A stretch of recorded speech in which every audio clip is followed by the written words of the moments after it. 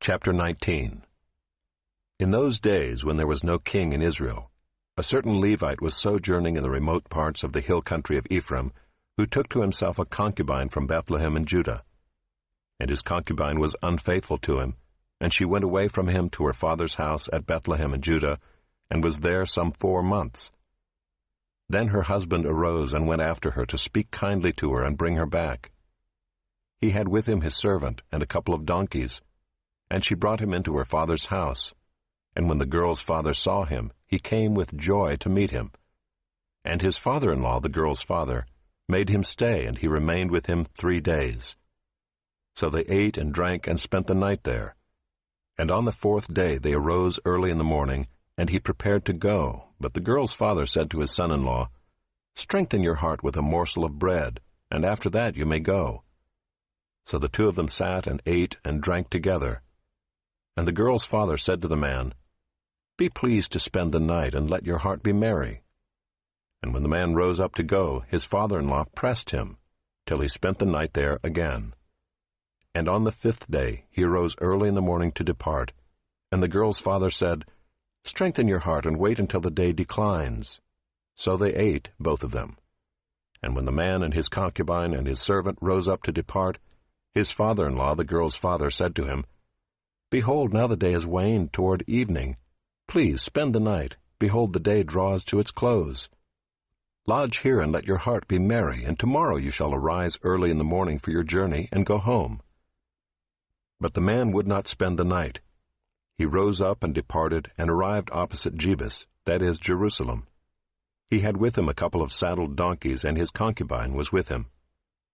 When they were near Jebus, the day was nearly over, and the servant said to his master, "Come now, let us turn aside to the city of the Jebusites, and spend the night in it." And his master said to him, "We will not turn aside into the city of foreigners, who do not belong to the people of Israel, but we will pass on to Gibeah." And he said to his young man, "Come and let us draw near to one of these places, and spend the night at Gibeah or at Ramah." So they passed on and went their way. And the sun went down on them near Gibeah, which belongs to Benjamin, and they turned aside there to go in and spend the night at Gibeah. And he went in and sat down in the open square of the city, for no one took them into his house to spend the night. And behold, an old man was coming from his work in the field at evening. The man was from the hill country of Ephraim, and he was sojourning in Gibeah. The men of the place were Benjaminites. And he lifted up his eyes and saw the traveler in the open square of the city. And the old man said, "Where are you going? And where do you come from?" And he said to him, "We are passing from Bethlehem in Judah to the remote parts of the hill country of Ephraim, from which I come. I went to Bethlehem in Judah, and I am going to the house of the Lord, but no one has taken me into his house. We have straw and feed for our donkeys, with bread and wine for me and your female servant, and the young man with your servants. There is no lack of anything." And the old man said, "Peace be to you. I will care for all your wants. Only do not spend the night in the square."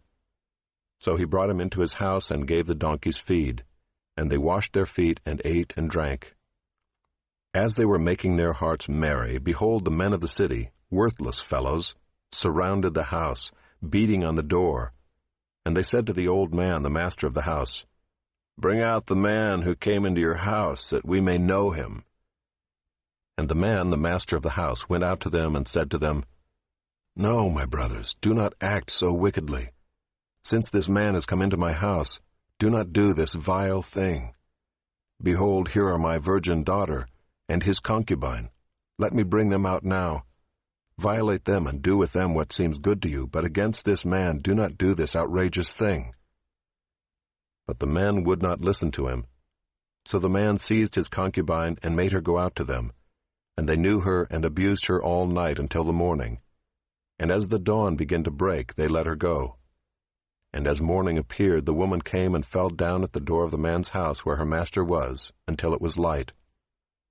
And her master rose up in the morning, and when he opened the doors of the house and went out to go on his way, behold, there was his concubine lying at the door of the house, with her hands on the threshold.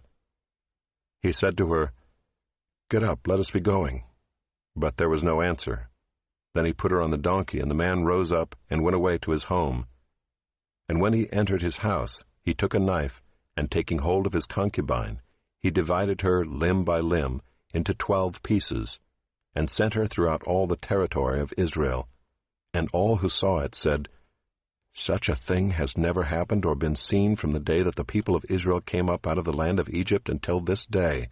Consider it, take counsel, and speak."